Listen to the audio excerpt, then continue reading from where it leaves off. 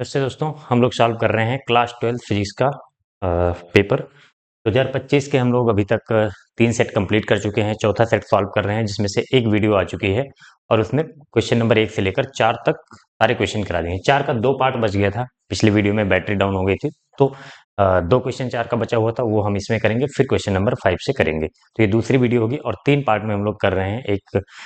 एक सेट जो है 3 पार्ट में, क्वेश्चन नंबर 1 से लेकर 4 तक पहले पार्ट में, 5 क्वेश्चन नंबर 5 दूसरे पार्ट में, 6 7 8 9 तीसरे पार्ट में। तो इस तरीके से सॉल्व कर रहे हैं। तो क्वेश्चन नंबर 4 का घात, 4 का गा तक जो है इसके पहले वाली वीडियो में हम लोग सॉल्व कर चुके हैं। तो घा वाला क्या कह रहा है क्वेश्चन की बायो सेवर्ट का नियम लिखिए तथा इसके आधार पर अनंत लंबाई के धारावाही चालक द्वारा उत्पन्न चुंबकीय क्षेत्र का व्यंजक प्राप्त कीजिए। तो बायो सेवर्ट का नियम क्या होता है? बायो सेवर्ट के नियम ने आपने पढ़ा होगा कि बायो सेवर्ट ने किसी एक एलिमेंटल करंट की वजह से चुंबकीय क्षेत्र निकालना बताया था। जैसे मान लो इस कोई एक हम आपने पता एक एक्सपेरिमेंट पढ़ा होगा, ऑर्स्टेड का एक्सपेरिमेंट। उसमें क्या बताया था ऑर्स्टेड ने कि अगर कोई धारावाही चालक तार है तो अपने आसपास एक चुंबकीय क्षेत्र उत्पन्न करता है। अब वो चुंबकीय क्षेत्र कितना उत्पन्न करता है इसको बताया बायो सेवर्ट ने। ये 2 साइंटिस्ट का नाम है बायो सेवर्ट। अब इसमें इन्होंने क्या बताया, डीएल लेंथ के कारण जो है चुंबकीय क्षेत्र निकालना हमें बताया, पूरे वायर के कारण नहीं बता पाए। उनका हम एलिमेंटल करंट लेंगे उसके कारण बताएंगे कि कोई पॉइंट मान लीजिए यहाँ पर पी है पॉइंट, तो इसके कारण जो यहाँ पे करंट बने चुंबकीय क्षेत्र बनेगा उसकी वैल्यू बताई। डीएल के कारण अगर चुंबकीय क्षेत्र हम ले तो छोटा सा चुंबकीय क्षेत्र डीबी बनेगा। और इन्होंने कुछ पैरामीटर बताए, उनको देखते हैं। अगर इस डीएल को हम इस पॉइंट से ज्वाइन करें तो ये डिस्टेंस को आर बोल दिया, ठीक है। और डीएल और आर के बीच के एंगल को उन्होंने थीटा ले लिया। करंट है कितना आई। तो सबसे पहले बताया कि डीबी जो यहाँ पे चुंबकीय क्षेत्र है वो डायरेक्टली प्रोपोर्शनल यानी कि समानुपाती है करंट के, वैद्युत धारा के। फिर बताया डीबी इनवर्सली प्रोपोर्शनल है आर स्क्वायर के, व्युत्क्रमानुपाती है किसके, डीएल और बी के बीच की दूरी के। फिर डीबी डायरेक्टली प्रोपोर्शनल हो जाएगा साइन थीटा के। यहाँ पे थीटा क्या है, थीटा वेक्टर आर ये, और डीएल वेक्टर डीएल तो डीएल की डायरेक्शन वही लेंगे हम जो करंट की डायरेक्शन, जो वैद्युत धारा की दिशा होगी वही हम डीएल की दिशा लेंगे। तो ये वाला एंगल आर और डीएल के बीच का कोण हो जाएगा थीटा, और डीएल के भी डायरेक्टली प्रोपोर्शनल है, डीबी जो है समानुपाती होगा डीएल के। ये 4 चीजें बताई और इन्हीं 4 चीजों को समराइज किया तो क्या निकल के आया हमारे पास, डीबी समानुपाती होगा आई डी एल साइन थीटा ऊपर है अपॉन आर स्क्वायर। तीनों को चारों को समराइज कर दिया तो ये बना। अब समानुपाती का चिन्ह जब हटाते हैं तो एक नियतांक आता है। ये नियतांक यहाँ पे इन्होंने बताया mu naught upon 4 pi, mu naught upon 4 pi I D L sine theta upon R square, ठीक है। तो इसका बायो सेवर्ट के नियम का कोई ऐसे स्टेटमेंट नहीं है, आप लिखना चाहो तो लिख सकते हो कि तार के किसी छोटे से टुकड़े के कारण जो उत्पन्न चुंबकीय क्षेत्र है वो धारा के समानुपाती होता है, आर स्क्वायर के व्युत्क्रमानुपाती होता है, साइन थीटा के समानुपाती। ये सब लिखना चाहो तो आप लिख सकते हो। बाकी यही सब चीजें हमें चारों लिखना है, इनको समराइज करके ये फार्मूला बना देना। म्यू नॉट अपॉन 4 पाई की वैल्यू भी चाहे तो बता सकते हैं। म्यू नॉट अपॉन 4 पाई की वैल्यू होती है 10⁻⁻⁷। और अगर मात्रक लिखना चाहें तो यहाँ से हो जाता है टेस्ला, चुंबकीय क्षेत्र का टेस्ला मीटर पर एम्पियर, टेस्ला मीटर पर एम्पियर, ये हो जाएगा चुंबकीय क्षेत्र इसका मात्रक, ठीक है। म्यू नॉट क्या होता है, म्यू नॉट को बोलते हैं हम निर्वात की चुंबकशीलता। लिखना चाहो तो यहाँ पे लिख लो म्यू नॉट निर्वात की चुंबकशीलता, निर्वात की चुंबकशीलता। इसकी वैल्यू निकालना हो तो 4 पाई इधर चला जाएगा, 4 पाई इंटू 10⁻⁻⁷ हो जाएगा, ठीक है। ये तो हो गया बायो सेवर्ट का नियम। अब इन्होंने कहा कि इस नियम की सहायता से इसके आधार पर अनंत लंबाई के धारावाही चालक द्वारा उत्पन्न चुंबकीय क्षेत्र का व्यंजक प्राप्त कीजिए।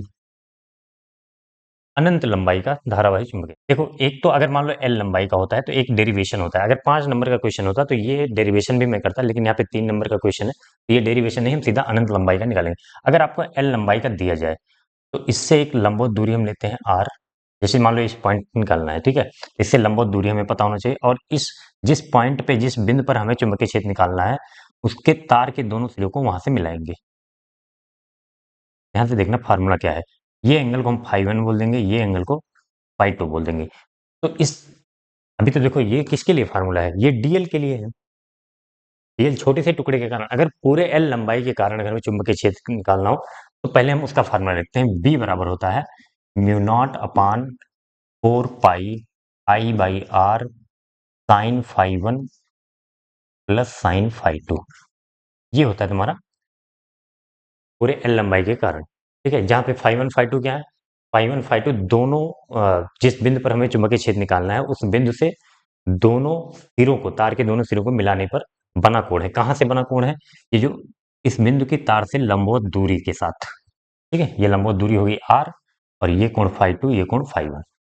अब ये अगर फार्मूला आपको पता है, हमें अनंत लंबाई का निकालना है, ये फार्मूला आपको लिखना पड़ेगा तभी अनंत लंबाई का निकाल पाएंगे बाहर से बट नहीं तो अनंत लंबाई का एम्पियर का नियम से भी निकाल सकते हैं, लेकिन एम्पियर का नियम नहीं यूज करना ना हमें। यहाँ पे साफ साफ लिखा है इसी के आधार पर निकालना है।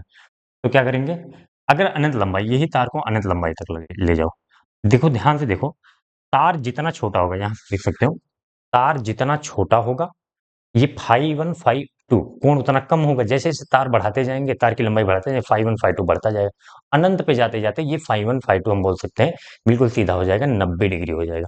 तो अनंत लंबाई के लिए फाई 1,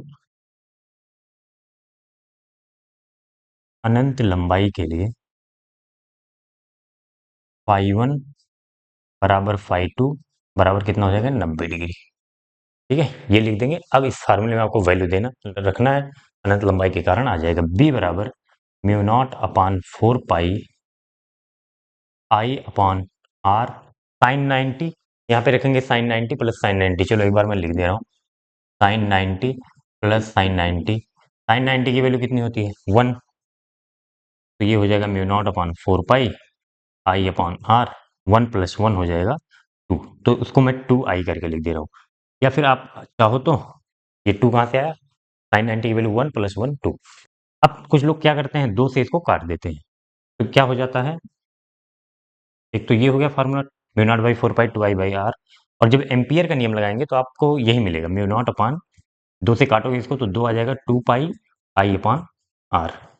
लेकिन आपको यही याद रखना है, एम्पियर लॉ से करेंगे तो ये निकल के आता है 2 पाई आई बाई आर। क्यों मैं कह रहा हूँ इसको याद रखने को, क्योंकि म्यू नॉट बाई 4 पाई की वैल्यू अगर हमें कहीं जरूरत पड़े रखने की तो वो वैल्यू 10 की पावर -7 है। ठीक है, अगर इसकी वैल्यू कभी न्यूमेरिकल वैल्यू दे दे तो फिर हम कैसे करेंगे, इसकी वैल्यू रखनी पड़ेगी ना।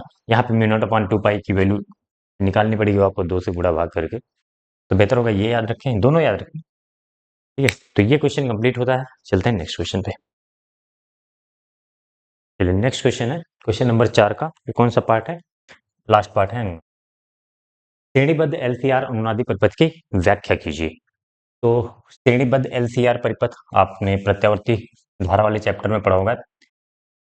तीनों सीरीज में लगे हैं, कौन कौन, एल का मतलब होता है प्रेरकत्व, तो सी का मतलब संधारित्र और आर का मतलब प्रतिरोध। तो एक पहले हम प्रेरकत्व लगा देंगे और एक संधारित्र लगा देंगे, एक प्रतिरोध लगा देंगे। ये तीनों यहाँ पे एसी सोर्स दे दिया हमने। और करंट मान लो, करंट की इक्वेशन वगैरह लिखना चाहे तो लिख सकते हैं, I equal to I not sine omega T. Current और वोल्टेज में कुछ फेज डिफरेंस होता है, क्या कलांतर होता है, V equal to V naught sine omega T plus phi कर दो। क्या होता है इसमें, ओमेगा टी प्लस फाई कर दो, दोनों में कलांतर होता है। ये क्या है, एल है प्रेरकत्व और ये है संधारित्र, ये है प्रतिरोध। ठीक है, एल जो प्रेरकत्व का जो प्रतिरोध निकल के आता है उसे हम एक्स एल से लिखते हैं, और संधारित्र के एक्स सी से, और प्रतिरोध का तो आर होता ही है।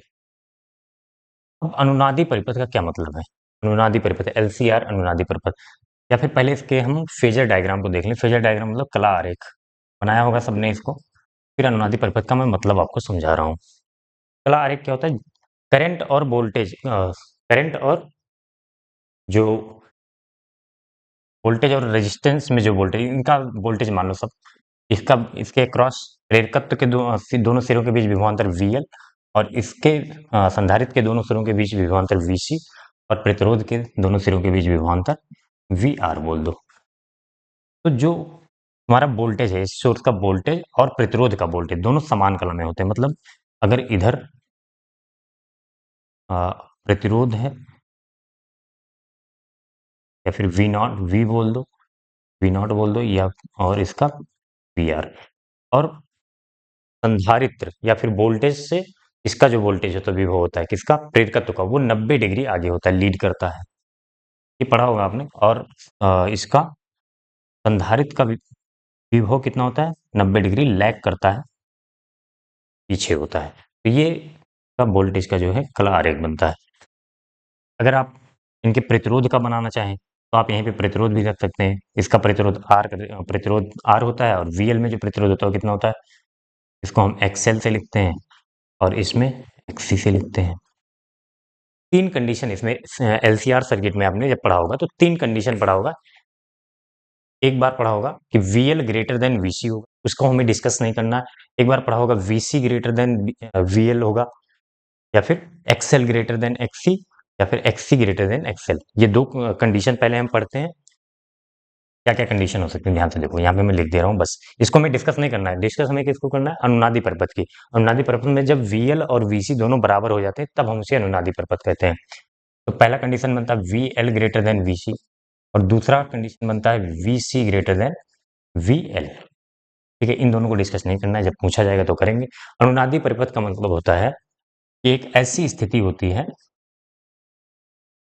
अनुनादी परिपथ का मतलब क्या होता है, ऐसी स्थिति जिसमें एक्सएल और एक्सी बराबर हो जाए, या फिर वीएल और वीसी बराबर हो जाए, इन दोनों के विभव बराबर हो जाए।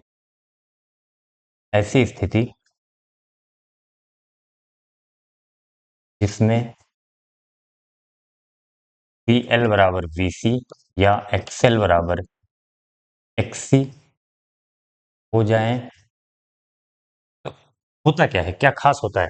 अगर देखो ये दोनों बराबर हो गए तो दोनों विपरीत दिशा में है, 90 डिग्री से आगे है, 90 डिग्री पीछे है, तो दोनों एक दूसरे को कैंसिल कर देते हैं। तो इसका जो प्रतिरोध बनता है, पूरे परिपथ का प्रतिरोध सबसे न्यूनतम हो जाता है, और जो रेजिस्टेंस प्रतिरोध लगा है उसी के बराबर हो जाता है। तीनों के प्रतिरोध को मिलाकर हम क्या बोलते हैं, प्रतिबाधा बोलते हैं। सुना होगा जेड क्या होता है, प्रतिबाधा। प्रतिबाधा ये होता क्या था, जेड की वैल्यू अगर तीनों है तो अंडर रूट एक्सएल और एक्सी का डिफरेंस होता है, अंतर।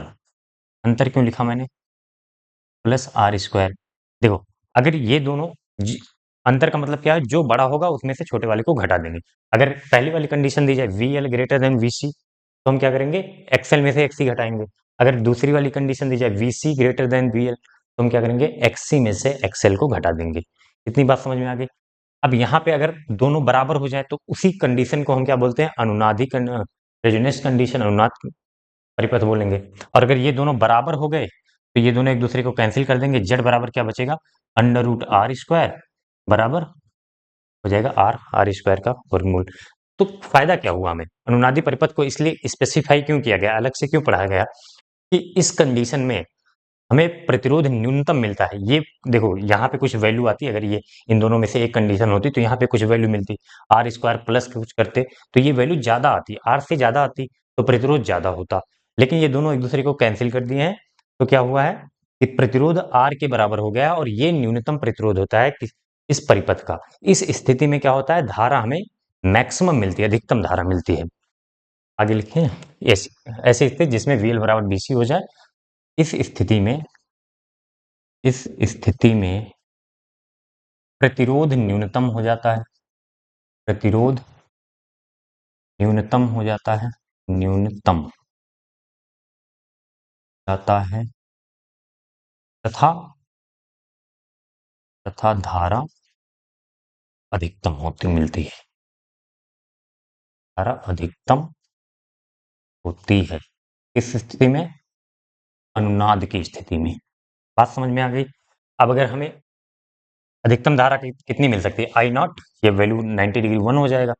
तो अगर हमें धारा निकालनी हो, I equal to V Y R होता है ना, तो V Y I equal to I not हो जाएगा, वी नॉट बाई जेड हो जाएगा, और जेड की जगह पे क्या हो जाएगा, अनुनाद की स्थिति में वी नॉट बाई आर। ठीक है, अब अगर कभी कभी पूछ लेता है, इसी में आगे करना चाहो तो कर लो, नहीं तो इतना 3 नंबर के लिए आपको, क्योंकि हमें अनुनादी परिपथ की व्याख्या ही करनी थी। हमने फेजर डायग्राम बना दिया, कला आरेख बना दिया, उसके बाद प्रतिबाधा के बारे में बता दिया, और अनुनादी परिपथ की कंडीशन क्या होती है ये बता दी। ये ठीक है। और इसमें क्या होता है, प्रतिरोध न्यूनतम हो जाता है। जब प्रतिरोध न्यूनतम हो और धारा अधिकतम हो तो इसी स्थिति को हम बोलते हैं अनुनाद स्थिति। अगर कभी आपसे पूछे कि अनुनाद आवृत्ति पूछा जाता है, तो यहां से आप कर सकते हो, क्या था, XL equal to omega L हो जाएगा। एक्सएल ओमेगा एल होता है और एक्ससी होता है 1 ओमेगा सी। तो एक्सएल बराबर एक्ससी हो जाता है ओमेगा सी। अनुनाद की स्थिति में क्या हो जाता है, एक्सएल बराबर एक्ससी। अनुनाद स्थिति में, और समय एक्स्ट्रा करा दे रहा हूं मैं, एक्सएल बराबर एक्ससी, एक्सएल की जगह पे ओमेगा एल बराबर 1 ओमेगा सी। तो हमें क्या निकालना है, फ्रीक्वेंसी निकालना है, तो ओमेगा इधर ले आएंगे, एल को इधर ले जाएंगे, तो क्या हो जाएगा, ओमेगा स्क्वायर यहाँ पे कर दें, दिख रहा है ना। देखो ओमेगा इधर ले आओगे तो ओमेगा स्क्वायर बराबर हो जाएगा 1/L सी। तो ओमेगा बराबर क्या हो जाएगा, ओमेगा बराबर क्या हो जाएगा, 1/√LC हो जाएगा, √LC। ओमेगा को हम क्या रखेंगे, 2πf, दिख रहा है यहाँ तक, 2πf। ओमेगा की वैल्यू कितनी हो रही है, 2πf बराबर 1/√LC, और f बराबर, इसको अनुनाद फ्रीक्वेंसी बोलते हैं, अनुनाद आवृत्ति, f नॉट बराबर, दिख रहा है कि नहीं, यहाँ पे नहीं दिखेगा, यहाँ से देखना, यहाँ पे लिख दे रहा हूँ। अनुनाद आवृत्ति कितनी हो जाती है, f नॉट से लिखते हैं अनुनाद आवृत्ति को, f नॉट बराबर 1/2π√LC। अगर कभी आपसे पूछे तो आप यहाँ से निकाल सकते हैं, या फिर डायरेक्टली याद भी रख सकते हैं। अनुनाद आवृत्ति ये क्या होगी, अनुनाद आवृत्ति। ठीक है, बस इतना ही पूछा था। आगे क्वेश्चन मिलेगा इससे रिलेटेड, तो हम इसको डिटेल में एक्सप्लेन करेंगे। चलिए नेक्स्ट क्वेश्चन पर चलते हैं। चलिए नेक्स्ट क्वेश्चन है 5 का। इसमें कह रहा है वैद्युत द्विध्रुव को परिभाषित कीजिए तथा इसके द्विध्रुव आघूर्ण का सूत्र लिखिए। समरूप वैद्युत क्षेत्र में स्थित वैद्युत द्विध्रुव पर लगने वाले बल आघूर्ण का व्यंजक प्राप्त कीजिए। तो सबसे पहले वैद्युत द्विध्रुव क्या होता है, अगर लिखना चाहें तो एक वैद्युत द्विध्रुव हेडिंग लगा के आप लिख सकते हैं कि जब दो समान आवेश अति सूक्ष्म, बहुत पास पास अति सूक्ष्म दूरी पर रखे हों, तो उस सिस्टम को, उस निकाय को हम वैद्युत द्विध्रुव कहते हैं। ठीक है, क्या होंगे, एक प्लस होगा, एक माइनस आवेश होगा, एक प्लस आवेश होगा। प्लस क्यों, बहुत सूक्ष्म दूरी, बहुत कम दूरी, जैसे जैसा कि परमाणुओं में होता है, नाभिक और इलेक्ट्रॉन के बीच की दूरी 10⁻⁻15 कोटि, इस तरह का होता है। तो इनके बीच की दूरी को हम अपनी सुविधा के लिए 2L मान लेते हैं। आप L भी मान के चल सकते हैं, क्योंकि हमें इनके मध्य बिंदु से दूरी ज्यादातर देखने होता है वैद्युत क्षेत्र या वैद्युत विभव निकालते समय, तो हम 2L मान लेते हैं। तो इसकी आधी दूरी हो जाती है L, और ये आधी L हो जाती है। ठीक है, अब पहले क्या कह रहा है, इसके द्विध्रुव आघूर्ण का सूत्र। इसके द्विध्रुव आघूर्ण को हम लिखते हैं P से, P बराबर होता है Q इंटू 2L। Q दोनों में से कोई एक आवेश, क्योंकि दोनों बराबर हैं तो कोई भी ले लो, इंटू दोनों के बीच की दूरी कर देंगे, तो ये क्या हो जाएगा, वैद्युत द्विध्रुव का आघूर्ण, P equal to Q into 2L। अब इसकी दिशा, क्योंकि एक सदिश राशि, तो दिशा भी लिख दीजिए, ऋण आवेश से धनावेश की तरफ, निगेटिव से पॉजिटिव आवेश की तरफ, ऋणात्मक से धनात्मक आवेश की तरफ दिशा होती है, की तरफ। किसकी दिशा की हम बात कर रहे हैं, वैद्युत द्विध्रुव आघूर्ण, यानी कि P की दिशा की बात कर रहे हैं। ठीक है, अब अगला क्वेश्चन क्या है, इसमें इतना हमने कर दिया, वैद्युत द्विध्रुव की परिभाषा लिख लेंगे 2 लाइन की, फिगर बना देना है, इसका सूत्र लिख दिया, P बराबर Q इंटू 2L। अब आगे क्या करना है, समरूप वैद्युत क्षेत्र में स्थित वैद्युत द्विध्रुव पर लगने वाले बल आघूर्ण का व्यंजक प्राप्त। समरूप वैद्युत क्षेत्र मतलब एक समान वैद्युत क्षेत्र। एक समान वैद्युत क्षेत्र को कैसे रिप्रेजेंट करते हैं, कैसे रिप्रेजेंट करते हैं, समांतर लाइनों के द्वारा, जिनके बीच की दूरियां समान, लगभग समान ही बनाया होगा। अब इसमें कह रहा है कोई वैद्युत द्विध्रुव रखा हुआ है, तो हमें बताओ उस पर कितना बलाघूर्ण लगेगा। बलाघूर्ण लगता कैसे, ये देख लो एक बार। मान लो ये एक ऐसा बल द्विध्रुव रखा है, यहाँ पे ऋण आवेश है, यहाँ पे धन आवेश है, माइनस क्यू प्लस क्यू, इसी को हमने ऐसे रख दिया है वैद्युत क्षेत्र। और देखो द्विध्रुव आघूर्ण, द्विध्रुव की दिशा किधर होगी, माइनस से प्लस की तरफ। ये और इनका मध्य बिंदु मान लो यहाँ पे। तो ये जो है थीटा कोण है किसके किसके बीच? वैद्युत क्षेत्र और द्विध्रुव P के बीच। ठीक है, P इधर की डायरेक्शन में माइनस से प्लस और E इधर है, तो दोनों के बीच कोण थीटा हमने मान लिया है। अब बलाघूर्ण होता क्या है, पहले एक बार इसको समझ लीजिए। बलाघूर्ण क्या होता है? अगर किसी वस्तु पर कोई मान लो घूमने के लिए स्वतंत्र है,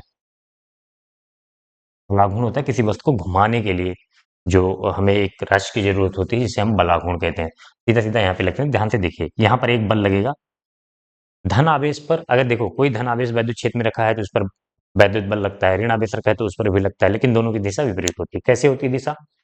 धन आवेश पर लगने वाला वैद्युत बल वैद्युत क्षेत्र की दिशा में लगता है, ऋण आवेश पर लगने वाला वैद्युत बल वैद्युत क्षेत्र की विपरीत दिशा में लगता है। तो इस पर लगेगा इधर कितना लगता है? Q इंटू ई, एफ बराबर Q इंटू ई, ये बात पता होनी चाहिए आपको। ऋण आवेश पर वैद्युत क्षेत्र के विपरीत दिशा में मतलब इधर लगेगा, कितना लगेगा? Q इंटू ई। ठीक है, बल में साइन वाइन नहीं रखना कि plus Q E minus Q. जब हम दिशा बोल रहे हैं कि इधर लग रही है इधर, तो साइन रखने की जरूरत नहीं है। अब देखो ध्यान से, इस द्विध्रुव पर जितना बल इधर है Q इंटू ई, उतना बल इधर है, तो नेट फोर्स तो जीरो है, मतलब ये आगे और पीछे नहीं जा सकता है। लेकिन क्या ये घूम सकते हैं? घूम सकते हैं ना। देखिए अगर ये चाहे घुमाना तो क्लॉकवाइज घुमा रहा है, ये भी चाहे घुमाना तो ये क्लॉकवाइज घुमा रहा है। ठीक है, अब जो है अगर कोई चीज घूम सकता है तो वहां पे हम बोल सकते हैं बोलते हैं कि उसका आघूर्ण लग रहा है, बल आघूर्ण। या फिर इसी को कभी कभी बल युग्म का आघूर्ण लिख दिया जाता है। युग्म क्यों लिखा जाता है? दो बल है, एक बल भी घुमा सकता है, जैसे मार्कर यहाँ पे पकड़े, एक बल घुमा सकता है, या फिर दोनों, एक बल इधर लग रहा है एक बल इधर लग रहा है, जैसे यहाँ पे हो रहा है, एक बल नीचे खींचा एक बल ऊपर, तो ये जो है ऐसे भी घूम सकता है। तो जब दो बल होते हैं तो उनको हम बल युग्म का आघूर्ण बोलते हैं, या फिर सीधा सीधा कभी कभी क्वेश्चन में बल युग्म लिख देता है, तो उसका मतलब होता है बल युग्म का आघूर्ण।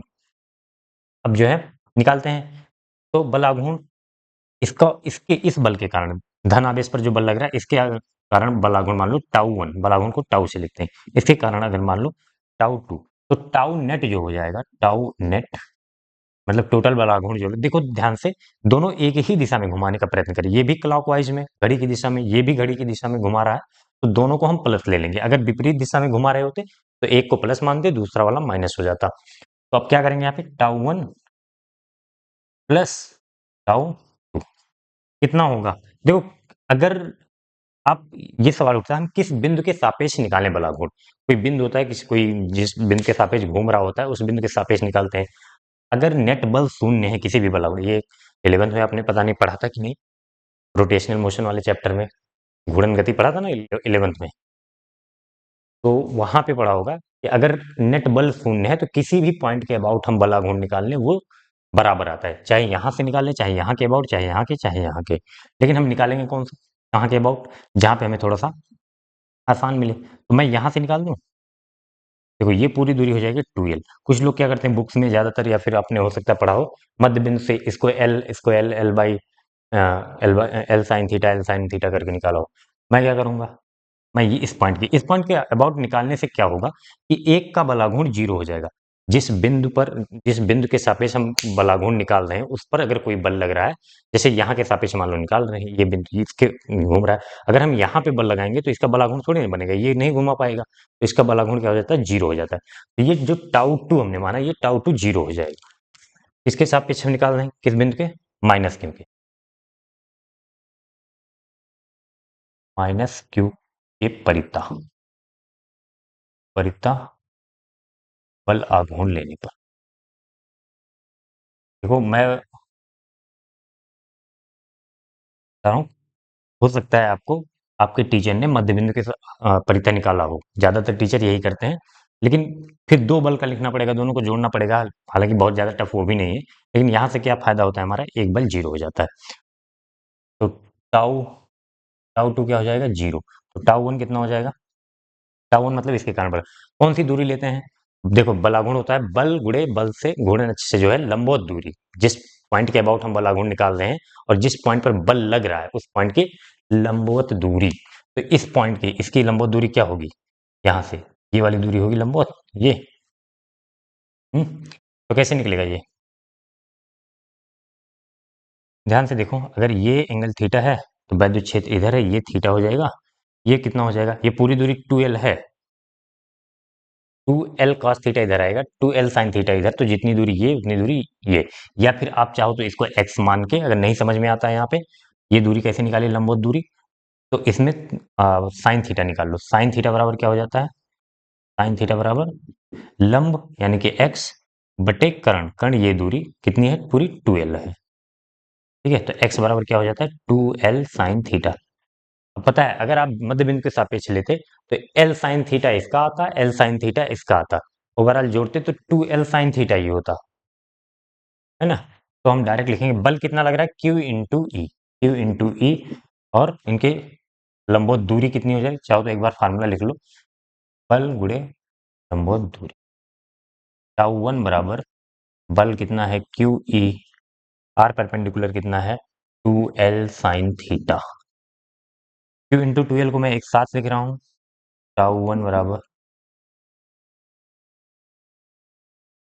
कितना हो जाएगा Q into 2l sin theta, ठीक है। क्यू इंटू टू एल क्या होता है, ई भी तो है, E sine theta. Q into two L अभी यहीं पे लिखा है, वैद्युत द्विध्रुव आघूर्ण का फार्मूला पी होता है, तो यहाँ पे हम क्या लिख देंगे पी ई साइन थीटा। और यही टाउ वन, देखो जब ये जीरो हो जाएगा तो ये बचेगा टाउ वन, तो टाउ नेट यही हो जाएगा, यहाँ पे लिख दे रहा हूँ टाउ नेट, यानी कि टाउ बराबर लिख देते हैं पी ई साइन थीटा, यही लगने वाला बल आघूर्ण होता है। जहाँ पे पी क्या है, पी क्या है द्विध्रुव आघूर्ण है, क्यू इंटू टू एल, ई क्या है वैद्युत क्षेत्र है, एक समान वैद्युत क्षेत्र, साइन थीटा, थीटा क्या है द्विध्रुव आघूर्ण यानी कि पी और ई के बीच का कोण है वैद्युत क्षेत्र, इन्हीं दोनों के जिनका गुणा हो रहा है। अच्छा देखा होगा आपने अगर सदिश गुणनफल कभी पढ़ा हो 11th में, या फिर कई बार 12th में भी आया होगा, तो सदिश गुणनफल में क्या आता है साइन थीटा आता था। तो अगर हम साइन थीटा हटाएं तो क्या इसको हम सदिश गुणनफल के रूप में लिख सकते हैं, इसका सदिश रूप अगर लिखा जाए तो tau net vector P cross E लिखा जाएगा, ठीक है।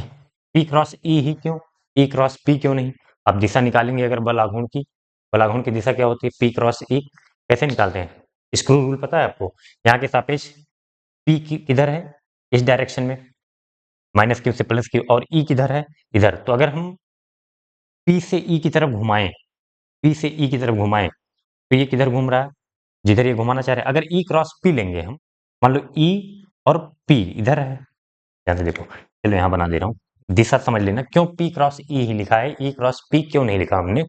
अगर ये है पी की डायरेक्शन और ये है ई की डायरेक्शन, समझ में आ गया, ये पी और इधर ई, इनके बीच है कोण थीटा।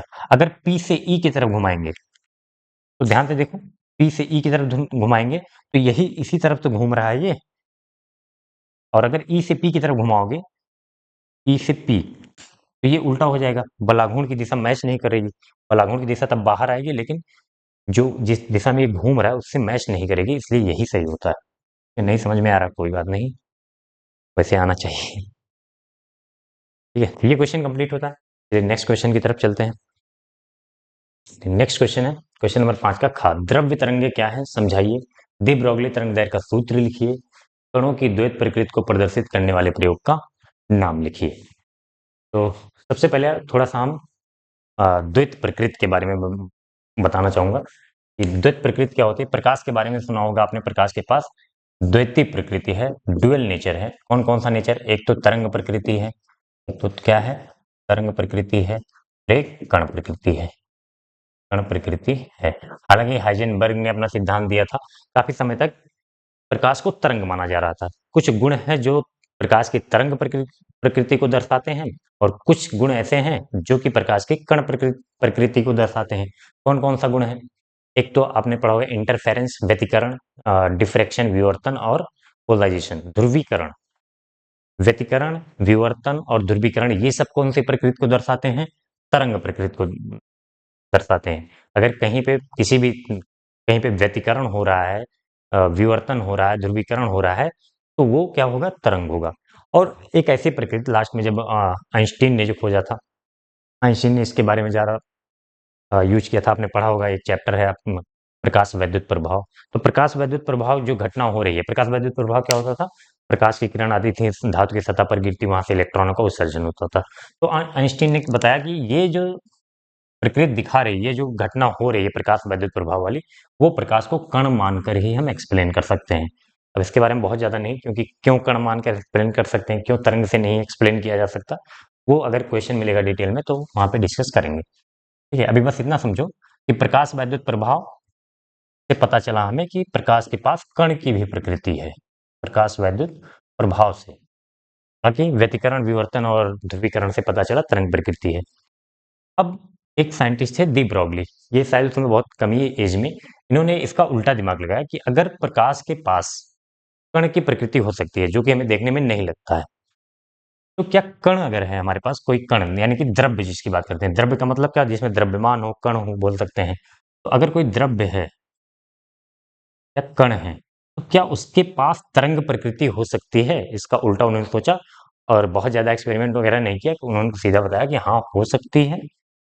कौन सी प्रकृति, तरंग प्रकृति हो सकती है, और सीधा सीधा उसका फार्मूला दे दिया, तरंग प्रकृति हो सकती है। क्या फार्मूला दिया, सबसे पहले समझते हैं अब द्रव्य तरंगे क्या है। ये दी ब्रॉगली ने बनाया कि अगर कोई बताया कि अगर कोई द्रव्य है, कोई कण है, तो उसके पास भी तरंग की प्रकृति हो सकती है, लेकिन उसके लिए कंडीशन है वो गति की अवस्था में होना चाहिए। तो हम पहले डेफिनेशन, अगर कुछ इसके बारे में लिखना चाहते हो, क्योंकि एग्जाम में तो लिखना ही पड़ेगा, तो लिख सकते हो कि जब कोई द्रव्य या कण या द्रव्यमान गति की अवस्था में होता है तो उससे एक तरंग संबंधित होती है। जब कोई कण या द्रव्यमान गति की अवस्था में होता है तो उससे एक तरंग संबंधित होती है, तरंग जुड़ी हुई होती है, जिसे हम कौन सी बोलते हैं, द्रव्य तरंगे कहते हैं। ठीक है, जैसे मान लो कोई एम द्रव्यमान है, एम द्रव्यमान की वस्तु है, वो v वेग से चल रही है, गति की अवस्था में होगी तभी उसके साथ तरंग होगी, अगर रेस्ट पे है, रुका हुआ है, तो तरंग नहीं होगी। तो इसके पास ये चल रहा है, तो इसके साथ ही साथ जो है एक जो है तरंग जुड़ी होगी। और हालांकि ये बहुत कम स्पीड पे या ज्यादा मास के लिए इतनी, इसकी तरंग दैर्घ्य इतनी कम होती है कि हम इसे नाप भी नहीं सकते, पता भी नहीं चलता है। ये जब बहुत छोटा मास हो और बहुत हाई स्पीड में हो, लगभग स्पीड ऑफ लाइट के आसपास हो, मतलब उससे कंपैरिजन किया जा सके, तो फिर जो तरंग निकलती है वो हमें क्लियर पता चलता है, मतलब उसको हम मेजर कर सकते हैं, पता नहीं चलता है, मेजर कर सकते हैं, ऐसे इंस्ट्रूमेंट हैं।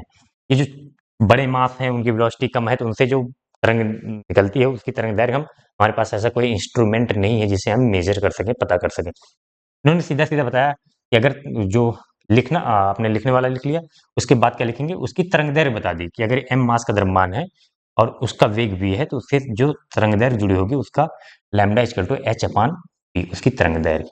इसी को हम बोलते हैं de Broglie de Broglie de Broglie तरंग दैर्घ्य, कुछ लोग इनको प्यार से डिब्रॉय भी कहते हैं। h क्या है, प्लैंक नियतांक 6.6 इंटू 10⁻⁻34 जूल सेकेंड। और p क्या है, जो भी द्रव्य गति कर रहा है उसका संवेग, संवेग क्या, p बराबर होता है mv। अब चाहो तो लैम्डा बराबर h अपान एम भी लिख सकते हो। कभी कभी इसमें क्वेश्चन पूछा गया कई बार गतिज ऊर्जा के टर्म में, तो लैम्डा बराबर हो जाता है h upon under root 2m के ई क्या है, काइनेटिक एनर्जी, गतिज ऊर्जा। ठीक है, अभी पूछा जाता है, पूछा जाएगा कभी कभी, तो ये एक नंबर या 2 नंबर में यही पूछा गया है कि दी ब्रोगली तरंग दैर्घ्य को गतिज ऊर्जा के पदों में प्राप्त कीजिए, तो इसका डेरिवेशन मैंने बताया, पहले क्वेश्चन आ चुका है। ठीक है, अब ये हो गया तुम्हारा इतने का आंसर, सूत्र तक सूत्र लिख दिया हमने और बता दिया दी ब्रोगली तरंगे क्या होती हैं, द्रव्य तरंगे क्या होती है। आगे कह रहा है कि कणों की द्वैत प्रकृति को प्रदर्शित करने वाले प्रयोग का नाम लिखिए। तो ये शायद आपके सिलेबस में तो नहीं है इस प्रयोग, लेकिन नाम तो पता ही होना चाहिए, Davisson Germer experiment, Davisson Germer experiment, Germer प्रयोग, प्रयोग का नाम ही लिखना है, प्रयोग के बारे में उसे सिलेबस में है भी नहीं शायद, जहां तक मैंने देखा सिलेबस में दिखा नहीं ये चीज, यूपी बोर्ड के सिलेबस में।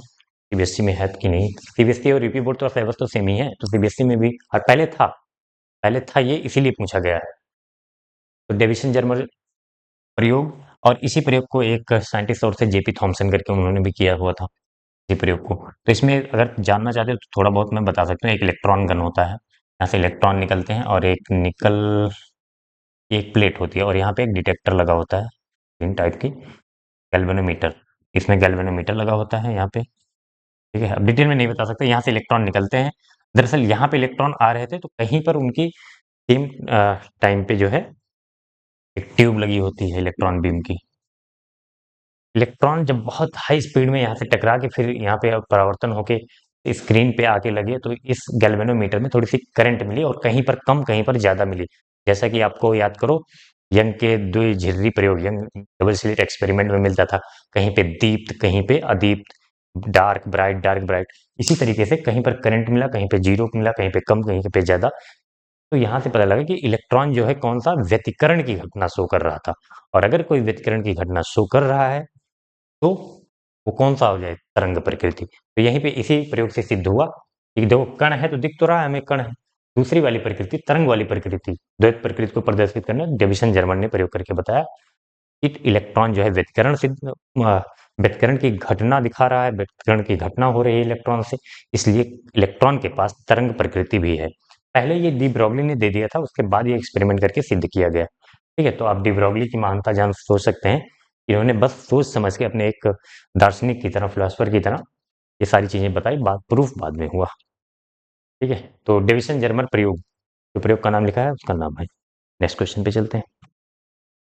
नेक्स्ट क्वेश्चन है क्वेश्चन नंबर 5 का गा, कह रहे हैं नाभिक की बंधन ऊर्जा का अर्थ समझाइए। और नाभ की अभिक्रिया, एक अभिक्रिया दी गई है ये इसमें उत्पन्न ऊर्जा की जूल में गणना कीजिए, कितनी ऊर्जा उत्पन्न होगी। तो ऊर्जा उत्पन्न करने के लिए ऊर्जा की गणना करने के लिए या तो आप इक्वल टू mc स्क्वायर का यूज कर सकते हैं, लेकिन यहाँ पे कुछ ऐसी डेटा दिया गया है जिससे हम आसानी से न्यूमेरिकल लगा पाएंगे। देखो वैल्यूज इतनी बड़ी बड़ी दशमलव के 5 6 अंक तक दिया गया है, तो इसको देख के डरना नहीं है, बहुत आसान क्वेश्चन होते हैं इस चैप्टर के। बस थोड़ी देर रुकिए, ध्यान से देखते जाइए, फिर आपको लगेगा कितना आसान है। पहले नाभिक की बंधन ऊर्जा समझ लेते हैं। बंधन ऊर्जा क्या होती है, नाभिक पहले क्या होता है, नाभिक में कौन कौन होते हैं, प्रोटॉन होते हैं और न्यूट्रॉन होते हैं। ठीक है, तो क्या होता है अगर नाभिक के इन्हीं को दोनों को मिलाकर हम क्या बोलते हैं, न्यूक्लियन। इन्हीं दोनों को मिला के क्या बोला जाता है, न्यूक्लियन, एक वर्ड यूज किया गया क्योंकि नाभिक में होते हैं, न्यूक्लियस से न्यूक्लियन बना दिया गया। ठीक है, प्रोटॉन और न्यूट्रॉन मिला के नहीं, प्रोटॉन और न्यूट्रॉन दोनों को, जैसे एक प्रोटॉन है एक न्यूक्लियन है, एक न्यूट्रॉन है तो क्या बोलेंगे, दो न्यूक्लियन है, दो प्रोटॉन है दो न्यूट्रॉन है तो चार न्यूक्लियन है। ठीक है, ऐसा मत दिमाग में बैठा लीजिए कि एक प्रोटॉन प्लस एक न्यूट्रॉन न्यूक्लियन बन गया। ठीक है, अब बंधन ऊर्जा क्या होती है, देखो यहाँ पे प्रोटॉन और प्रोटॉन धन आवेश है, और इतने नाभिक को पता होगा बहुत छोटा सा, ने बताया था रदरफोर्ड ने कि अगर पूरा कमरा तुम्हारा एक परमाणु है तो उसमें एक सुई की नोक जो होती है वो नाभिक होती है। तो इतने छोटे से स्थान में प्रोटॉन जिन पर धन आवेश है, दोनों एक दूसरे को प्रतिकर्षित करते हैं, प्रतिकर्षण का बल लगाते हैं, ये दोनों इतने आपस में जुड़े हुए हैं, मतलब इतने पास पास हैं, तो ये कौन कैसे हो रहा है, ये इन पे तो प्रतिकर्षण का बल लगना चाहिए, दूर दूर जाने चाहिए, क्योंकि प्रोटॉन है धनावेश है। तो इसी को डिफाइन करने के लिए इनकी बंधन ऊर्जा बताया गया कि एक, पहली बात तो बल कौन सा, एक बल लगता है, यहाँ पे नया बल डिफाइन हुआ, प्रबल नाभिकीय बल न्यूक्लियनों के बीच में। और बंधन ऊर्जा में देखो लिखना है तो लिख लो ध्यान से, बंधन ऊर्जा की परिभाषा कि नाभिक के सभी न्यूक्लियनों को अलग करने के लिए जो ऊर्जा की जरूरत होती है उसे हम क्या कहते हैं, बंधन ऊर्जा कहते हैं। देखो ये बंधा हुआ है तो ये बंधन ऊर्जा हमेशा निगेटिव होती है किसी भी निकाय की हो। तो अगर इनको हमें सबको अलग करना है तो हमें कहीं से ऊर्जा देनी होगी इनको, जो ऊर्जा देने के लिए न्यूनतम ऊर्जा की वह मात्रा जिसे देने से नाभिक के सभी न्यूक्लियन अलग हो जाएं, उस ऊर्जा को हम क्या बोलते हैं, बंधन ऊर्जा बोलते हैं। ठीक है, तो 2 लाइन की डेफिनेशन है, आप इसको आसानी से लिख लीजिए। फिर ये नाभिकीय अभिक्रिया, ये जो न्यूमेरिकल दिया है वो करते हैं। देखो नाभिकीय अभिक्रिया जब कहीं भी होती है, नाभिकीय अभिक्रिया का मतलब या तो नाभिक संलयित होते हैं, आपने अ, दो अभिक्रिया पढ़ी होगी, नाभिकीय संलयन और नाभिकीय विखंडन। नाभिकीय संलयन में क्या होता है, दो छोटे नाभिक मिलकर एक भारी नाभिक बनाते हैं, मतलब बड़ा नाभिक बनाते हैं, तो उसमें बहुत सारी ऊर्जा निकलती है। और नाभिकीय विखंडन में भारी नाभिक दो छोटे नाभिकों में टूटता है, तो फिर उसमें भी बहुत सारी ऊर्जा निकलती है। कुल मिला के कोई भी हो, दोनों में से ऊर्जा निकलनी है। तो यहाँ पे एक नाभिकीय अभिक्रिया हो रहा है, देखो न्यूट्रॉन जाता है नाभिक में, उसको नाभिक को तोड़ देता है, हीलियम और हाइड्रोजन में बदल जा रहा है, तो उसकी उसमें जो ऊर्जा मिलेगी उसकी गणना हमें करनी है। तो ऊर्जा आती कहाँ से, अगर ये बात आपको समझ में आ जाए तो फिर ये न्यूमेरिकल बहुत आसान हो जाएगा आपके लिए।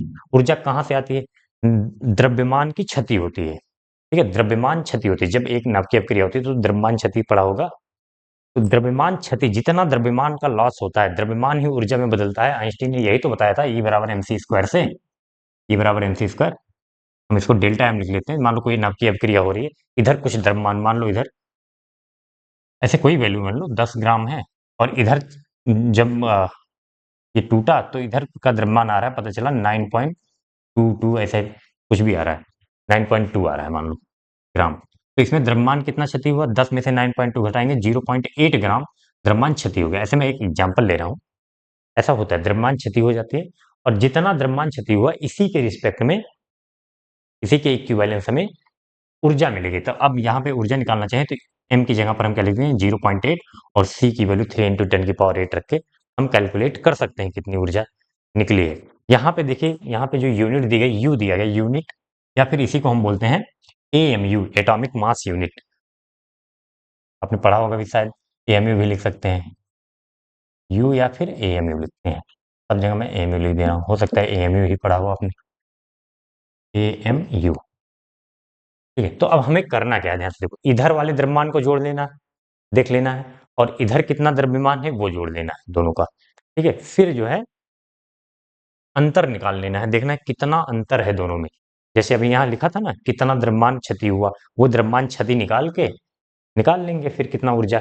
और एक AMU बराबर दिया भी है, कितने AMU द्रव्यमान यहाँ से यहाँ जाने में गायब हो रहा है, उसी के रिस्पेक्ट में तो ऊर्जा बनेगी।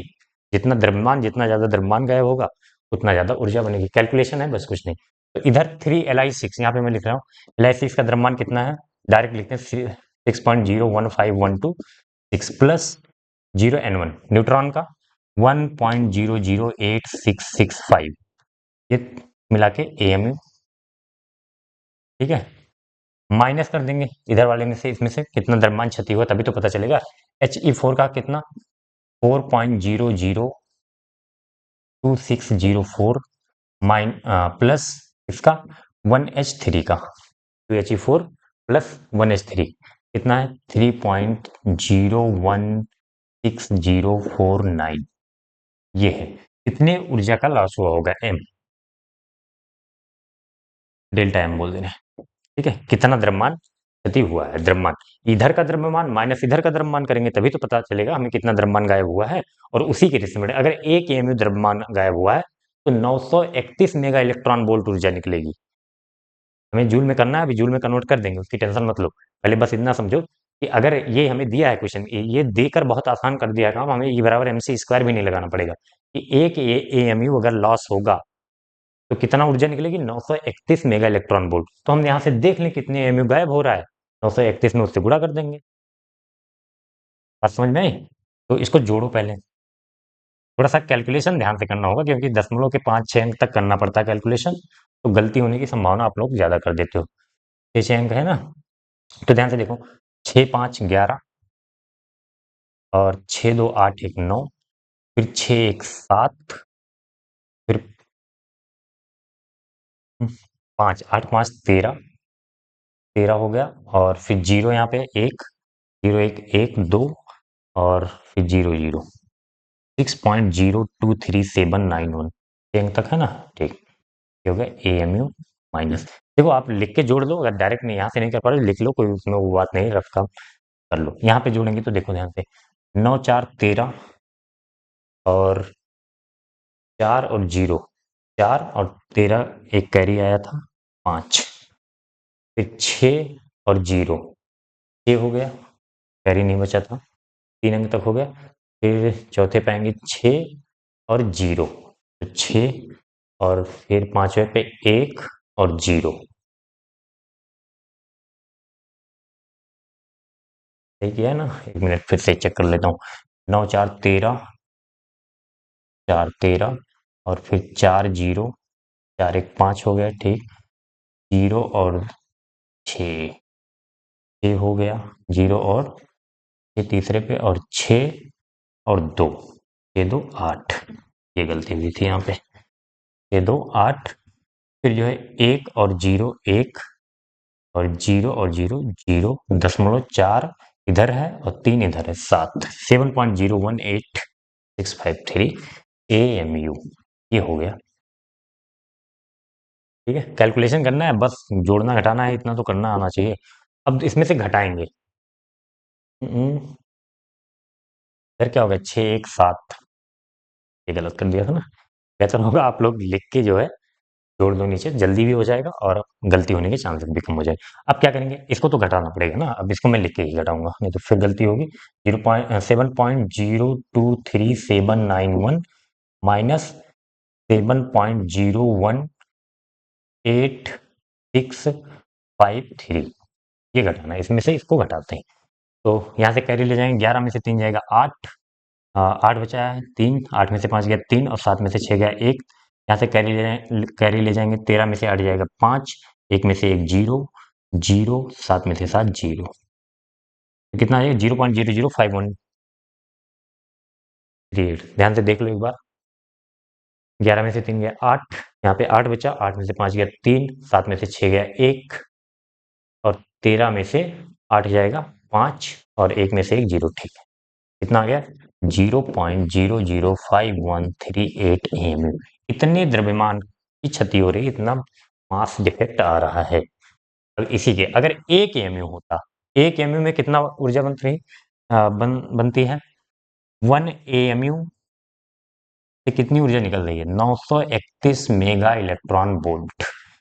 तो 0.0 इतने एमयू से गुणा कर देंगे, 0.00513 से कितनी ऊर्जा बनेगी, 931, या फिर इसको पहले लिख लो 0.00513 इंटू 931 मेगा इलेक्ट्रॉन वोल्ट, ये हमें मिल गई ऊर्जा। लेकिन समस्या क्या है, हमें किस में करना है, जूल में। ये किस में आ रहा है, मेगा इलेक्ट्रॉन वोल्ट में।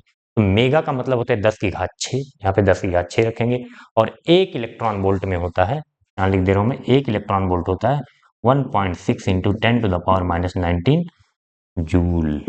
ठीक है, तो मेगा की जगह पे 10 की घात 6 रखेंगे, इलेक्ट्रॉन वोल्ट की जगह पर ये रखेंगे, आ जाएगा जूल में, सॉल्व कर लेंगे। कितना ऊर्जा आया है, 0.00513 इंटू 931 गुड़े मेगा की जगह पे क्या रखेंगे, 10 की घात 6 और गुड़े इलेक्ट्रॉन वोल्ट की जगह पे 1.6 गुड़े 10 की घात -9। अब इसी को करना है, पहले 10 की पावर वाले को मैनेज कर लें। 10 की घात 6 -19 होगा ना, -19, -19 प्लस 6 तो -13 आ जाएगा, 10 की घात -13। अब इन सबको गुणा करना है, गुणा करना पड़ेगा भैया, करो करो करो करो करो, यहाँ पे रब कर दो इसको। तो जो भी आएगा गुणे 10 की घात -13 आएगा। ठीक है, करते हैं गुणा, 931 गुणे 1.6, जो भी आएगा उसका गुणा करते हैं। क्या किया जाए, डायरेक्ट इसका कर लें, चलो इसको मैं कर दे रहा हूँ पहले 1.6 वाला। तो 16 अट्ठे 128, 16 अट्ठे 10 की घात -13 बाद में करेंगे, 931 पहले लिख दे रहा हूँ, इसको 2 बार में करेंगे, 16 अट्ठे 128, 8 बचा, 16 तिया 48, 48 उसमें से 12 बचा था ना 128 में, 48 2 50 10 60, 6 बचा। और फिर 16 21 16 6 22, 2 बचा, 16 पंचे 80 और 80 2 बचा था 82। कितने अंक पे दशमलव, देखो एक अंक पर इसमें है, जीरो जीरो करेंगे तो जीरो आ जाएगा, एक अंक पर इसमें है, इसमें कितने, 3 3 6 अंक पे, तो 6 1 7 अंक पे लगेगा। तो 2 और 5 है, 2 जीरो लगाएंगे, दशमलव लगा देंगे, गुणे 10 की घात -13। कैलकुलेटर नहीं मिलेगा, इसको आपको करना ही पड़ेगा। अब 931 से इसमें करो, चलो 822 में 931 से मैं कर दे रहा हूँ, बाकी जो है दशमलव देख लेंगे। 822 गुणे 931, तो 2 2 8, 3 दूनी 6, 3 दूनी 6 और 3 अट्ठे 24, 9 दूनी 18, 9 दूनी 18, 9 दूनी 18 1 19, 9 अट्ठे 72 1 73, 2 6 2 8, 8 8 16 6 22, 9 4 13, 13 2 15 और 3 2 5 1 6, 7। कहाँ पे कितने अंक पे दशमलव था इसमें? 3 4 3 7 अंक पे। 3 3 6 और एक जीरो लगाएंगे, 7। सही है ना? 3 3 6 1 7। देख लेना कैलकुलेशन ध्यान से। ई बराबर क्या हो जाएगा? 0.0765282 इंटू 10⁻⁻13 जूल में आ जाएगा ये। ठीक है, चाहो तो दशमलव यहाँ कर दो तो कितना हो जाएगा? 10⁻−15 हो जाएगा। ठीक है, ये आंसर लिख दो या फिर दशमलव यहाँ 7.6 करके लिखो तो 10⁻−15। 7.652282 इंटू 10⁻⁻15 जूल। क्या बात, एकदम बिल्कुल पेशेंस के साथ, धैर्य के साथ गुणा भाग करना है। अगर घबरा जाएंगे तो गलती होगी, फिर क्वेश्चन गलत होगा। चलिए नेक्स्ट क्वेश्चन पर चलते हैं। चलिए नेक्स्ट क्वेश्चन है क्वेश्चन नंबर 5 का घ। किसी धात्विक चालक में इलेक्ट्रॉन के अनुगमन वेग एवं गतिशीलता को परिभाषित कीजिए। एक चालक क्षण की लंबाई 1 मीटर है और इसके सिरों के बीच विभवांतर 4 वोल्ट है तथा इसकी प्रतिरोधकता 50 × 10⁻8 ओम मीटर है। अपवाह वेग ज्ञात कीजिए। अपवाह वेग बोलते हैं या फिर अनुगमन वेग, ड्रिफ्ट वेलोसिटी। तो धात्विक चालक में पहले अनुगमन वेग एवं गतिशीलता को परिभाषित करना है। तो अनुगमन वेग में मैं बोल दे रहा हूं, आप लिख लीजिए इसको। अनुगमन वेग क्या होता है तो पहले समझा दे रहा हूं थोड़ा सा। अगर मान लीजिए हमारे पास कोई चालक तार है, ठीक है, जब इस पर हम बैटरी लगाते हैं या फिर बोले वैद्युत क्षेत्र, बैटरी लगाने से क्या होता है, ये वाला सिरा प्लस से जुड़ा है तो ये प्लस हो जाता है, ये माइनस, तो प्लस से माइनस की तरफ एक वैद्युत क्षेत्र उत्पन्न हो जाता है। अब इसमें जो इलेक्ट्रॉन है, इसमें बहुत सारे इलेक्ट्रॉन होंगे, चालक है, फ्री इलेक्ट्रॉन, मुक्त इलेक्ट्रॉन जिसे कहते हैं। तो इलेक्ट्रॉन पर बल किधर लगता है? वैद्युत क्षेत्र में ये जो है वैद्युत क्षेत्र के विपरीत, तो इधर बल लगेगा इन पर, तो ये इधर गति करना शुरू कर देंगे। और ये लगता है कि बल लग रहा है तो वो इनमें एक्सीलरेशन त्वरण आएगा और ये बहुत तेजी से चलेंगे, लेकिन ऐसा नहीं होता। टक्कर वक्कर होने की वजह से, अब इसे मैं डिटेल में यहाँ पे नहीं समझा सकता हूँ कि इसमें टकराने की वजह से जो है एक नियत वेग प्राप्त कर लेते हैं ये, जिसे हम अनुगमन वेग कहते हैं। ठीक है, अब इसको लिखेंगे कैसे, समझ में आ गया होगा। वैद्युत क्षेत्र अप्लाई करने के बाद ये वैद्युत क्षेत्र के विपरीत दिशा में एक नियत वेग से चलने लगते हैं, उसी को हम अनुगमन वेग कहते हैं। तो लिखना हो तो लिख लो, मैं बोल रहा हूँ कि अनुगमन वेग में क्या लिखेंगे? किसी धातु पर वैद्युत क्षेत्र आरोपित करने के बाद उसमें उपस्थित इलेक्ट्रॉनों पर वैद्युत क्षेत्र के विपरीत दिशा में वैद्युत बल लगने लगता है, जिससे वे वैद्युत क्षेत्र की विपरीत दिशा में एक नियत वेग से गति करना शुरू कर देते हैं, जिसे हम अनुगमन वेग या अपवाह वेग कहते हैं। ठीक है, तो ये हो जाएगा अनुगमन वेग। और दूसरा कह रहा है गतिशीलता। गतिशीलता को क्या कहते हैं? म्यू से लिखते हैं, मोबिलिटी। ये दरअसल होता है कि कितना हम वैद्युत क्षेत्र लगाने पर उसके रिस्पेक्ट में कितना जो अनुगमन वेग मिल रहा है, वीडी, ये क्या है? अनुगमन वेग। तो ऐसे बोलते हैं, किसी चालक पर लगाए गए वैद्युत क्षेत्र, आरोपित किए गए वैद्युत क्षेत्र तथा अनुगमन वेग या फिर अनुगमन वेग तथा उस पर आरोपित वैद्युत क्षेत्र के अनुपात को हम क्या कहते हैं? गतिशीलता कहते हैं। ये हमें यही बताता है कि इतना वैद्युत क्षेत्र लगाया तो कितनी तेज ये चल रहा है, कितना उसमें अनुगमन वेग या अपवाह वेग आया, उसी की माप को हम बोलते हैं गतिशीलता। सीधे सीधे अगर आपको लिखना है तो अनुपात के टर्म में लिख दीजिए, सबसे आसान, कि किसी चालक तार में उपस्थित इलेक्ट्रॉनों के अनुगमन वेग तथा उस पर आरोपित किए गए बाह्य वैद्युत क्षेत्र के अनुपात को हम गतिशीलता कहते हैं, इलेक्ट्रॉनों की गतिशीलता कहते हैं। ठीक है, ये दोनों जब लिख लेंगे तो अब आ जाते हैं हम न्यूमेरिकल पे। इसको रफ कर दो। न्यूमेरिकल एक दिया है, क्या दिया है, क्या क्या दिया है, पहले हम उसको लिख देते हैं। एक चालक क्षण की लंबाई एल दी गई है, कितनी? 1 मीटर, और इसके सिरों के बीच विभवांतर वी, वी डी, यहाँ पे वी विभवांतर है और वी डी लिखेंगे तो वो अनुगमन वेग हो जाएगा। कितना है? 4 वोल्ट ये दिया है। तथा इसकी प्रतिरोधकता को हम किससे लिखते थे? रो से। रो बराबर 50 × 10⁻⁸ ओम मीटर, ये दिया गया है। अपवाह वेग की गणना कीजिए। तो आपने एक फार्मूला पढ़ा होगा या फिर ये डेरिवेशन कई बार आता है कि वैद्युत धारा एवं अनुगमन वेग में संबंध स्थापित कीजिए, डेरिवेशन किया होगा। तो आई इक्वल टू क्या होता है? V D E N A. I equal to V ना करके हम इसको ट्रिक से याद रखते हैं। अब यहाँ पे हमें वीडी निकालना है, तो वीडी करो, यहाँ पे इधर ले आओ या फिर सबको इधर ले जाओ, तो आई अपान क्या हो जाएगा, ई एन ए। ध्यान से देखना है, ना तो हमें क्षेत्रफल दिया है, ई तो मान लीजिए हम लिख सकते हैं 1.6 इंटू 10⁻19, लेकिन ना तो वैद्युत धारा दी गई, तो वैद्युत धारा नहीं दिया गया है, तो हम क्या वैद्युत धारा को विभव के पदों में लिख सकते हैं, ओम का नियम, आई इक्वल टू वी बटे आर। तो मैं बोलता जा रहा हूँ, आप लिखते जाना, आई की यहाँ पे क्या रखेंगे, वी बटे आर लिखेंगे, ई एन ए। अभी प्रतिरोध भी तो नहीं दिया है, लंबाई दी गई है, रो दिया गया है, तो आर बराबर क्या होता था, याद करो, रो एल बाई ए। तो आर की जगह पर क्या रख देंगे, रो एल बाई ए रख देंगे। ये जो न्यूमेरिकल दिया है डायरेक्ट आपको किसी फार्मूले से नहीं मिलेगी, इतना करना पड़ेगा। आर की जगह पे क्या रखेंगे, rho L by A into E N A से ए कट जाएगा।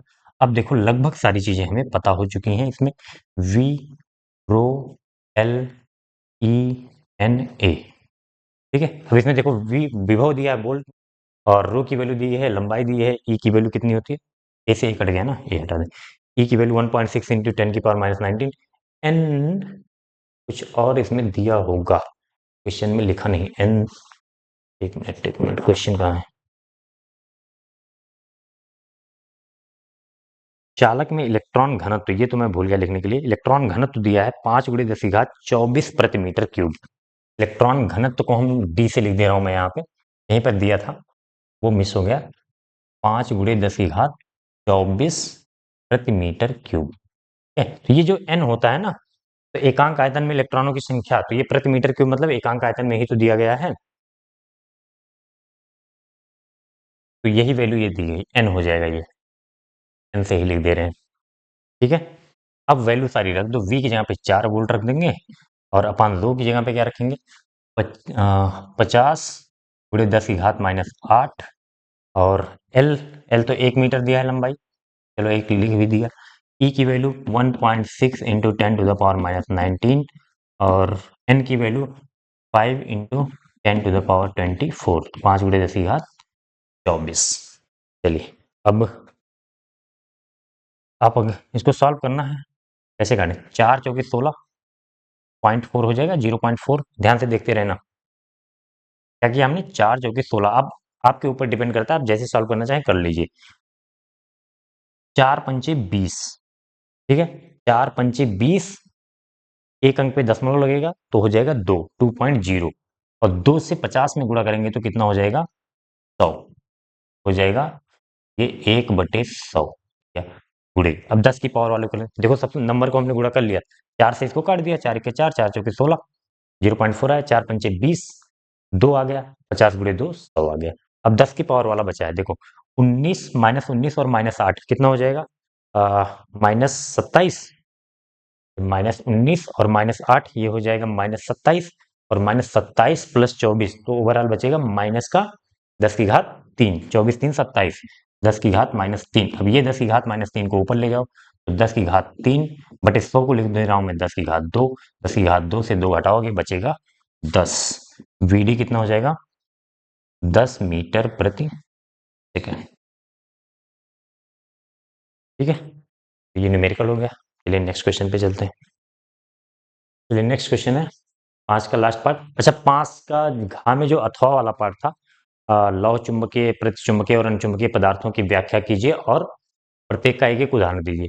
तो आप जब जाएंगे 2025 के पहले सेट में, 2025 के पहले सेट में सेम क्वेश्चन आ चुका है, और मैंने बहुत अच्छे से लिख के पूरा एक्सप्लेन किया है। और क्वेश्चन नंबर 4 का कौन सा पार्ट था, 4 का गा वाला पार्ट, 2025 के सेट 1 क्वेश्चन नंबर 4 का गा वाला पार्ट सेम क्वेश्चन था जो घा का अथवा था, लौह चुंबकीय, अनुचुंबकीय और प्रतिचुंबकीय वाले क्वेश्चन। तो सेम वहां पे आप जाके जस्ट क्लास 12 वाली प्लेलिस्ट में पहला वीडियो होगा, वहां पे देख सकते हैं। अभी हम ये क्वेश्चन करते हैं 5 का लास्ट क्वेश्चन अंगा। उपयुक्त किरण आरेख की सहायता से अवतल दर्पण के सूत्र 1/v + 1/u = 1/f को व्युत्पन्न कीजिए। अवतल दर्पण के लिए करना है हमें, तो अवतल दर्पण बना लेते हैं पहले, इधर किरण आरेख बना देता हूं मैं, अवतल दर्पण बन गया, यहाँ पे हो गया ध्रुव, यहाँ पे हो जाएगा फोकस दूरी, यहाँ पे तो दूरी को थोड़ा पास में कर लो, या फिर फोकस दूरी की अभी जरूरत नहीं पड़ेगी तुम्हें, वक्रता केंद्र की जरूरत पड़ेगी इसमें। यहाँ पे चलो वक्रता केंद्र है सी इसका, ठीक है। यहाँ पे मान लीजिए एक ले लो और एक वस्तु रखी हुई है बिंदु के आकार की, ये होगी वस्तु, ठीक है। वस्तु की दूरी, चलो अभी दूरी बाद में करेंगे। यहाँ से एक आपतित किरण जाती है दर्पण पर, दर्पण पर जाती है, तो ये जाएगी कहाँ पे? परावर्तन का नियम लगाएंगे। परावर्तन का नियम क्या होता है? अभिलंब बनाना पड़ता है। अभिलंब कैसे बनता है? गोलीय दर्पण में अभिलंब, जिस बिंदु पर आपतित किरण आ रही है उस बिंदु को हम वक्रता केंद्र से मिला देते हैं, यही होता है अभिलंब। कैसे होता है? ये त्रिज्या हो जाएगी। ये अगर ये दर्पण है पूरा गोलीय दर्पण, तो ये त्रिज्या, और त्रिज्या जो है इस पर खींची गई स्पर्श रेखा, वृत्त की प्रॉपर्टी पड़ी होगी, स्पर्श रेखा और त्रिज्या परस्पर लंबवत होते हैं। तो अगर समतल दर्पण होता है तो हम सीधा लंबवत खींच लेते हैं, लेकिन यहाँ पे क्या होता है, यहाँ पे एक स्पर्श रेखा बनाएंगे, फिर उसके लंबवत वो त्रिज्या हो जाएगी। तो स्पर्श रेखा बनानी नहीं है, बस आपको इतना याद रखना है कि जिस बिंदु पर आपतित किरण आती है उस बिंदु को वक्रता केंद्र से मिला देंगे तो वो हो जाएगा अभिलंब। अभिलंब तो आपतित किरण अभिलंब के साथ जो कोण बनाती है, मान लीजिए थीटा बनाया, वही कोण कहाँ किसने बनाएगी? परावर्तित किरण। परावर्तन के बाद जितना थीटा बनाएगी, थीटा बनाते हुए ये निकल जाएगी ऐसे, ठीक है।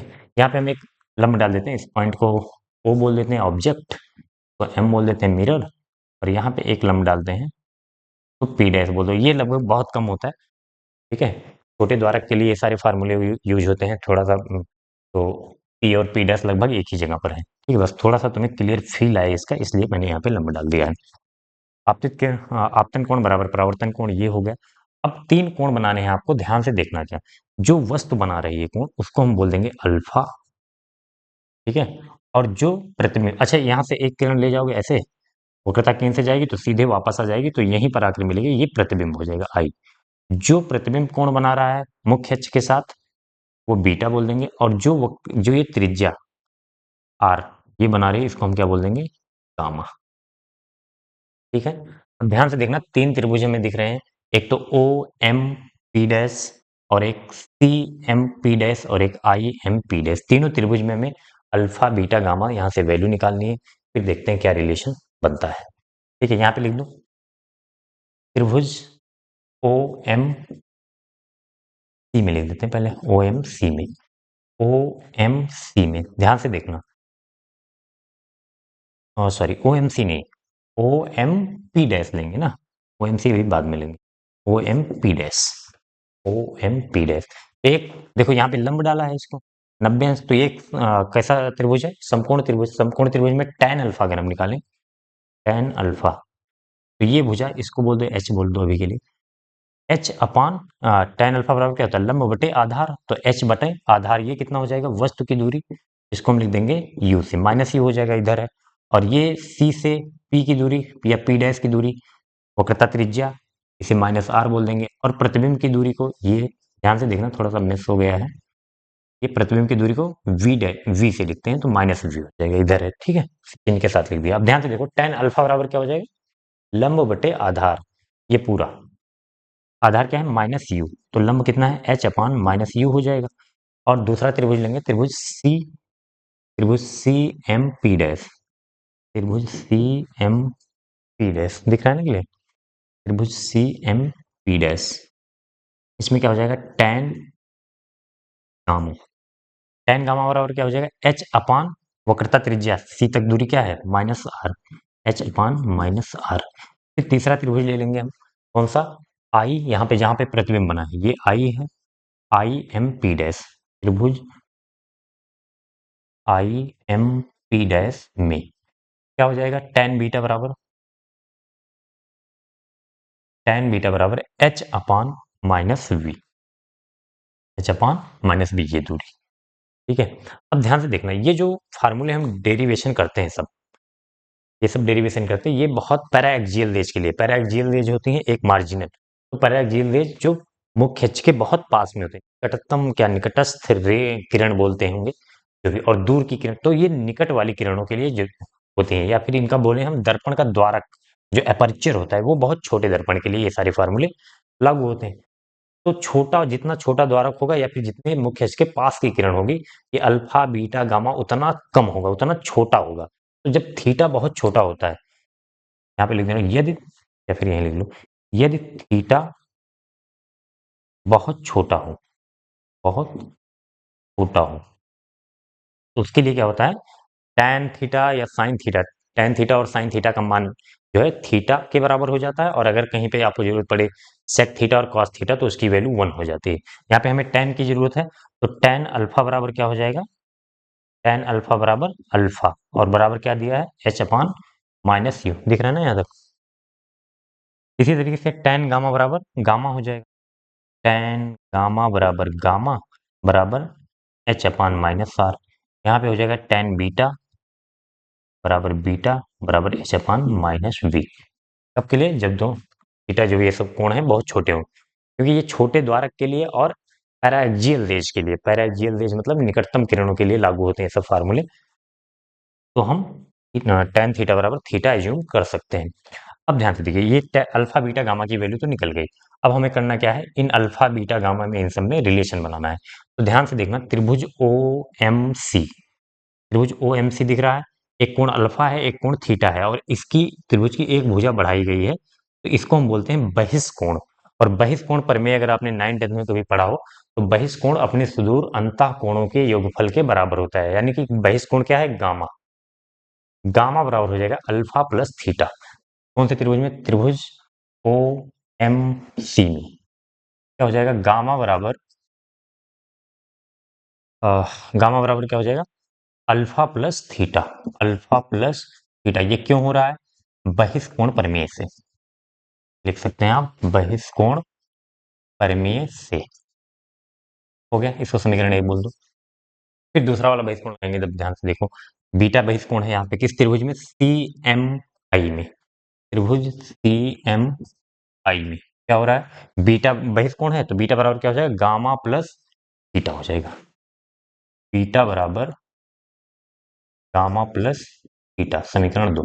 अब इनमें से हम क्या करेंगे, देखो थीटा की वैल्यू तो हमें पता नहीं है, तो थीटा को हम यहाँ से हटाना चाहेंगे। जब थीटा को हटाने के लिए सबसे अच्छा तरीका है, किसी एक में से दो को घटा दो, समीकरण 1 में से 2 को घटाओगे, यहाँ पे प्लस थीटा है, माइनस थीटा खत्म हो जाएगा। ठीक है, तो क्या करेंगे हम, समीकरण 1 माइनस समीकरण 2, तो क्या हो जाएगा, गामा माइनस बीटा बराबर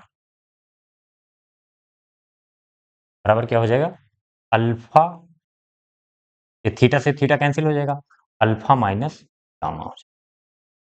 इधर गामा माइनस बीटा बाएं पक्ष में, और दाहिने पक्ष में थीटा से थीटा कैंसिल हो जाएगा, थीटा माइनस थीटा, क्या बचेगा, अल्फा माइनस गामा। तो फिर इनको एक साइड लाओ, गामा को इधर ले आओ, तो गामा, ये माइनस गामा है प्लस गामा हो जाएगा, तो 2 गामा हो जाएगा, गामा प्लस गामा 2 गामा, और बीटा इधर जाएगा तो अल्फा प्लस बीटा हो जाएगा। ठीक है, अब वैल्यू रख दो सर, अल्फा की वैल्यू पता है, बीटा की वैल्यू पता है, गामा की वैल्यू हमें पता है। अल्फा कितना है, पहले गामा, गामा की वैल्यू है एच अपान माइनस आर, तो 2 है, 2 एच अपान माइनस आर हो जाएगा, बराबर अल्फा की वैल्यू कितनी निकाली है, H upon minus you, H upon minus you, plus beta की वैल्यू कितनी निकाली है, एच अपान माइनस वी। ध्यान से देखना, यहाँ पे माइनस एच कॉमन लेंगे, इसमें भी माइनस है, इसमें भी माइनस, ऊपर नीचे माइनस मत देखा करो, बस चाहे आगे लगा लो, लगाना चाहो, तो ये क्या कर देंगे हम, इसको माइनस को आगे लिख दे रहा हूँ, चलो, माइनस 2 एच अपान आर बराबर माइनस एच कॉमन ले लेंगे, तो ये क्या हो जाएगा, 1 अपान यू बचेगा, माइनस एच कॉमन लिया, 1 अपान माइनस यू बचा, plus 1 upon minus, sorry minus तो बाहर आ गया ना, माइनस एच कॉमन लिया तो 1 अपान यू, और यहाँ पे माइनस एच कॉमन लिया तो 1 अपान वी बचा। ठीक है, एच से एच कैंसिल हो गया, और माइनस से माइनस कैंसिल हो गया, तो बचा क्या यहाँ पे, 2/r, यहाँ कर दें, 2/r बराबर क्या बचा है, 1/u प्लस 1/v, 2/r। अब ध्यान से देखना, आपने एक फार्मूला पढ़ा होगा, F equal to 2r, sorry, F equal to r/2 पढ़ा होगा ना, कि फोकस दूरी जो है त्रिज्या की, वक्रता त्रिज्या की आधी होती है, ये पढ़ा होगा, यही का यूज करना है। इसको अगर हम रिवर्स कर दें, F/1 लिख रहा हूं मैं इसको, तो व्युत्क्रम लेंगे इसको, 1/f बराबर क्या हो जाएगा, 2/r, इसका भी व्युत्क्रम 2 ऊपर चला जाएगा, r नीचे आ जाएगा, 2/r कर दिया, तो 2/r की जगह हम क्या लिख सकते हैं, 1/f लिख सकते हैं, 1/f equals to 1/v plus 1/, इसी को हमें प्रूफ करना था, हो गया। ठीक है, सेम इसी तरीके से उत्तल दर्पण का भी अगर कभी पूछा जाए, मान लीजिए अभी अवतल का पूछा है तो अवतल का तो कर दिया, हो सकता है इस बार जो है उत्तल का पूछ ले, तो उत्तल का भी इसी तरीके से करेंगे, बस उसकी किरण आरेख ध्यान रखना है। ठीक है, तो अब ये क्वेश्चन नंबर 5 तक कंप्लीट हो गया है। अब मिलते हैं क्वेश्चन नंबर 6, 7, 8, 9, क्योंकि दो दो पार्ट होते हैं अथवा करके, तो ओवरऑल 8 क्वेश्चन है और 5 नंबर के हैं, तो लगभग 1 घंटे की वीडियो भी बनेगी। ठीक है, तब तक इसको करिए, फिर नेक्स्ट डे में हम मिलते हैं।